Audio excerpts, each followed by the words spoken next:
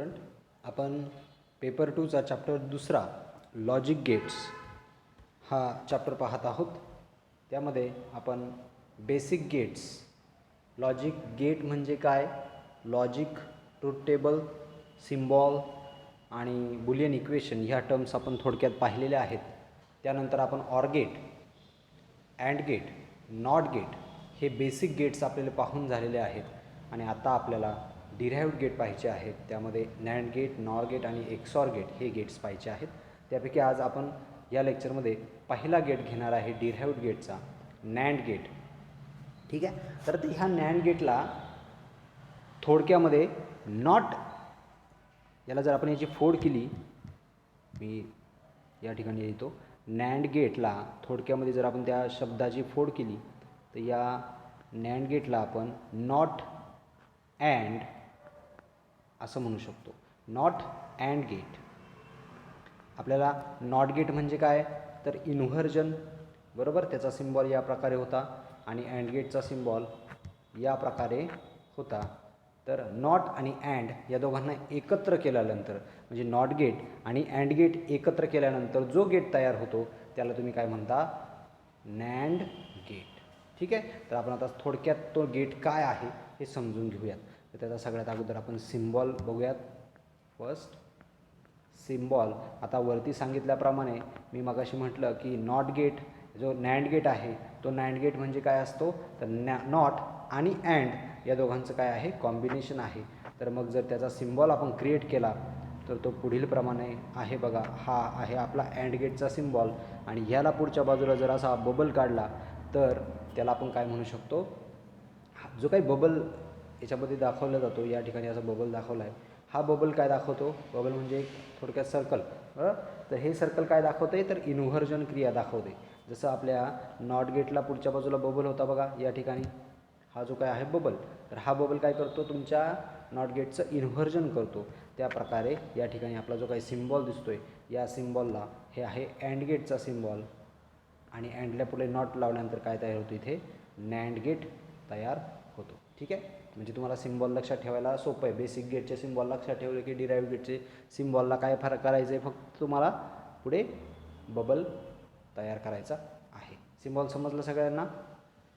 Next आहे आता symbol. आता आपण सिम्बॉल नंतर काय बघत असतो, त्याचं बुलियन इक्वेशन. दुसरा बुलियन इक्वेशन. आता बुलियन इक्वेशन म्हणजे काय, तर त्याचं मॅथमॅटिकल रिप्रेझेंटेशन काय आहे. आता आपण प्रत्येक वेळेस याला कम्पेअर करणार अँड गेटसाठी, कारण का नॅन्ड गेट काय आहे, कुठेतरी नॅन्ड आणि अँड यांच्यामध्ये साम्य दिसते आपल्याला नावामध्ये, बरोबर. मात्र फक्त तिकडे काय आहे अँड गेट आणि इकडे काय नॉट अँड गेट, बरोबर. मग बुलियन इक्वेशन काय तयार होईल, तर अँड गेटचं बुलियन इक्वेशन काय होतं, y is equal to A dot B. आणि आपण काय म्हटलं, या सिम्बॉलमध्ये तुम्हाला काय दिसतंय, इनपुट इथे ए आहे आणि इथे बी आहे. आपण कन्सिडर केलं का ए बी हे इनपुट्स आहेत आणि वाय हे आउटपुट आहे. तर अँड गेट काय करतो, तो दोन इनपुटचं काय करील, गुणाकार करील, मल्टिप्लिकेशन करील. आणि नॅन्ड गेट काय करील, तर दोन इनपुटचं मल्टिप्लिकेशन करून त्यांचं काय करील, इन्व्हर्जन करील. कारण पुढे काय आहे, इथे बबल आहे, म्हणजे गुणाकार आणि मग त्याचं काय करील, इन्व्हर्जन करील. म्हणजे आपण या ठिकाणी असं म्हणू शकतो, ए डॉट बी म्हणजे ए इंटू बी आणि त्याचं काय आहे, कॉम्प्लिमेंट. आले लक्षात. या ठिकाणी मी काय केलं, त्याचं कॉम्प्लिमेंट केलेलं आहे. ठीक आहे. किंवा त्याचा ए डॉट बीचा बार, हे त्याचं काय झालं, बुलियन इक्वेशन झालेलं आहे. ठीक आहे. नेक्स्ट, आता ह्या बुलियन इक्वेशनवरून आपण काय तयार करू शकतो, त्याचा truth table. Truth table. Truth table काय येईल बघायचा. ट्रूथ टेबल म्हणजे काय, तर त्याच्यामध्ये काय असतात, इनपुट्स आणि आउटपुटचं रिलेशन असतं. या ठिकाणी मी एक टेबल तयार करतो.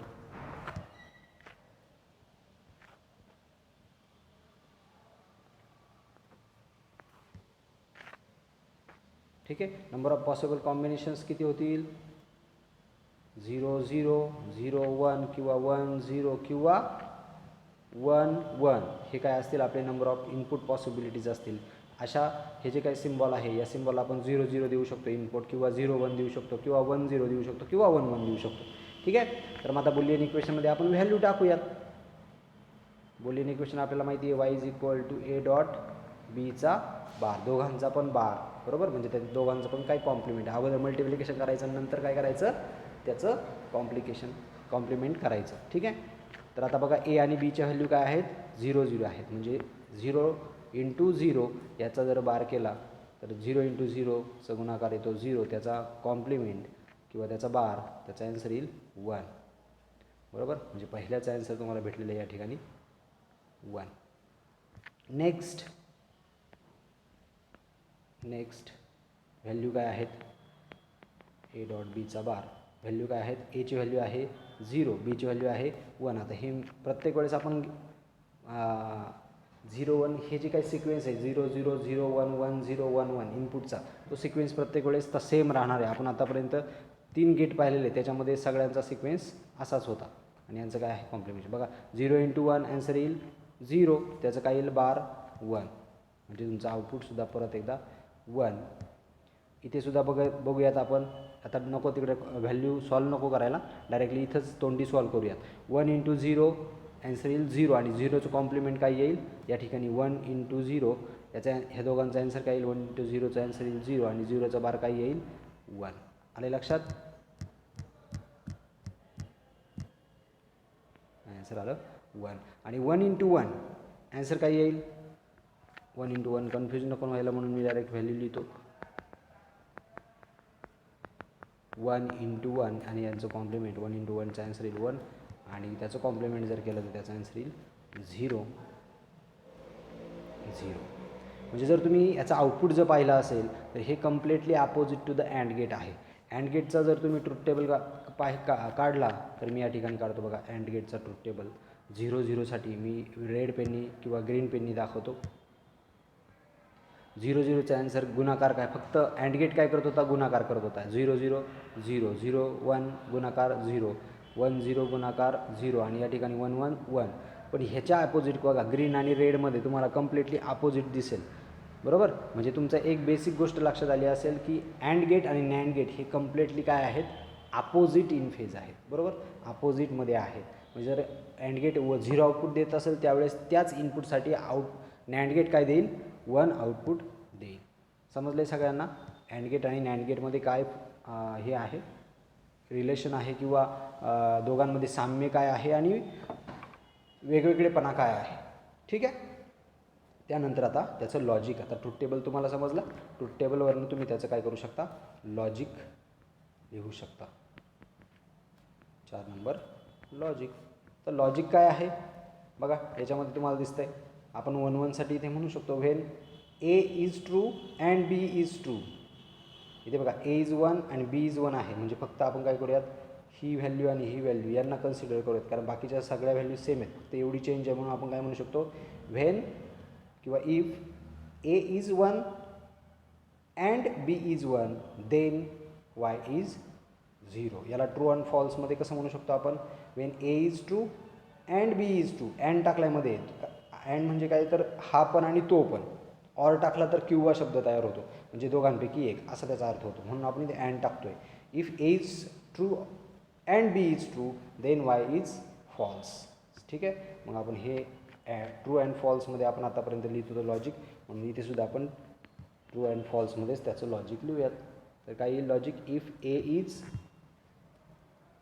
True and B is true then y is false.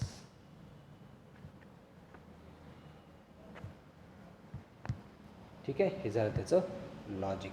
समजलं सगळ्यांना या ठिकाणी.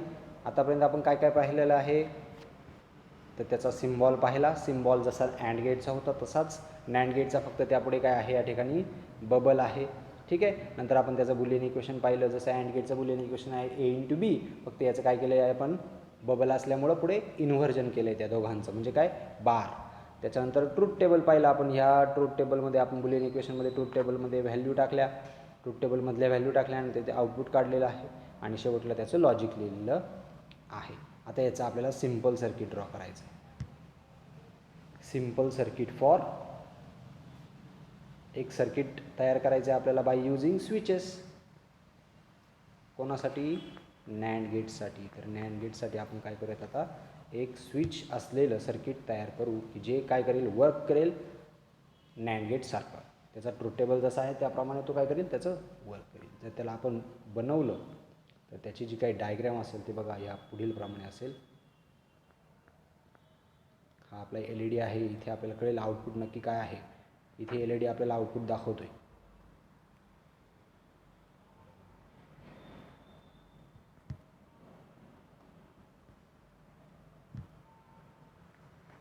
हा रेजिस्टर आहे फॉर करंट लिमिटेशन्स. आणि या ठिकाणी आपण काय करूयात आता, इथे एक स्विच A आणि या ठिकाणी एक स्विच B असे घेऊयात. हा आहे A स्विच, हा आहे B स्विच. ठीक आहे. A स्विच आणि B स्विच या ठिकाणी मी काढलेले आहेत. आता आपण त्याचं वर्किंग बघूयात. वर्किंग पाहण्यासाठी आपल्याला काय करावं लागेल, इथे व्होल्टेज आहे आणि इथे आहे LED जो आहे आपल्याला आउटपुट देतो Y. ठीक आहे. आता याच्यासाठी आपल्याला काय करायला लागेल, याचा ट्रूथ टेबल ड्रॉ करायला लागेल. Truth table according to the switches. 2 switches आहेत, A आणि B स्विचेस आहे आणि आउटपुट LEDचं काय आहे, Y.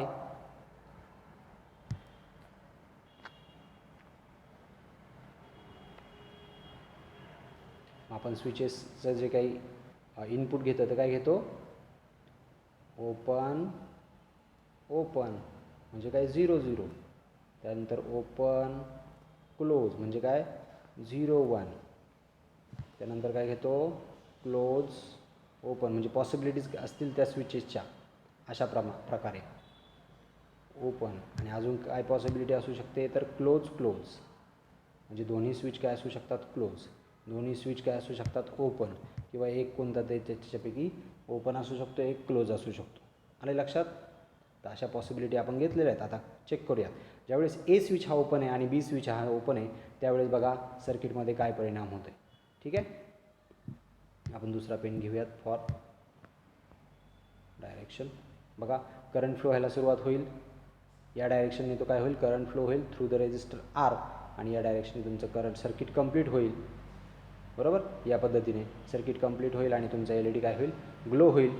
या ठिकाणी A स्विच आणि B स्विचमधून करंट फ्लो होईल का, नाही होणार. कारण त्याचं का, कारण दोघे पण काय आहेत, ओपन आहेत. त्यामुळे तुमचा जे काही स्विचेसमधून करंट फ्लो होणार नाही, थ्रू द रेजिस्टर आणि LED मधून करंट फ्लो होईल आणि तुमचा LED काय होईल, आता ऑन होईल. म्हणून मी या ठिकाणी लिहितो ऑन.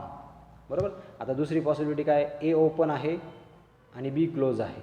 ठीक आहे. तर Aला आपण काय करूयात, आता Aला ठेवला आपण ओपन आणि Bला काय केलं आपण, क्लोज.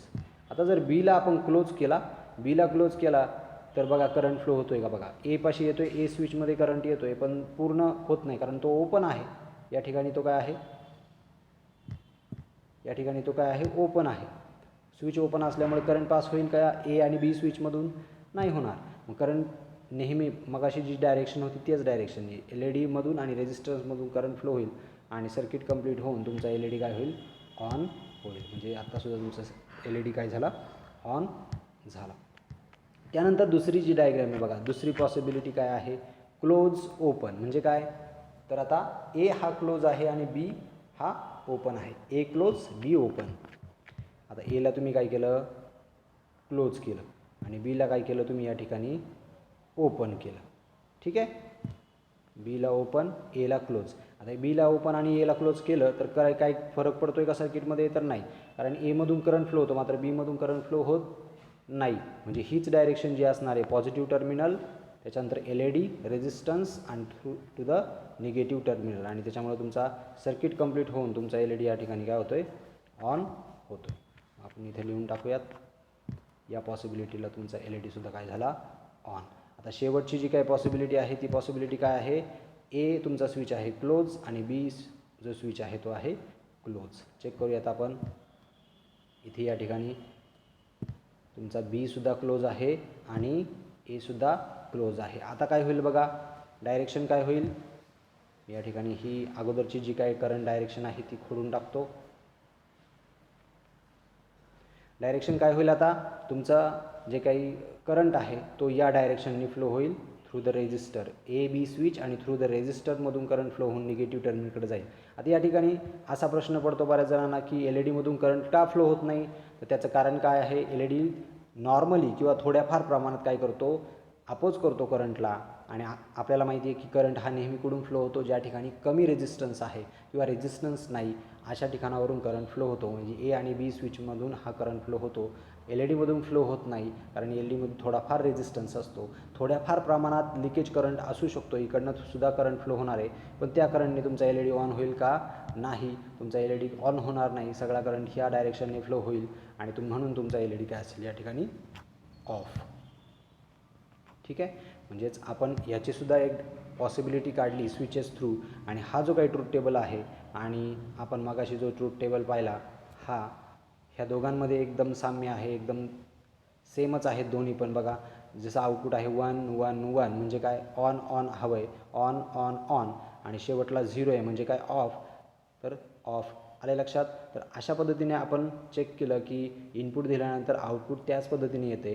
म्हणजे याचा अर्थ काय होतो, तर हे जे काही आपण सर्किट ड्रॉ केलं किंवा सर्किट बनवलं, तर हे सर्किट कोणासारखं आहे, नॅन्ड गेटसारखं आहे.